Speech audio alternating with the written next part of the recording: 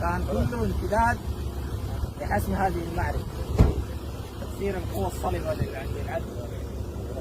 ونطمن الشعب السوداني بإذن الله تعالى قريبا عاجل مع الدكتوراه في تحرير الفلسطينيين. وهذا مسلحة بطريقة تعيش بالعديد انتصار لانتصار. الله اكبر الله اكبر الله اكبر من مكان لمكان. الله اكبر.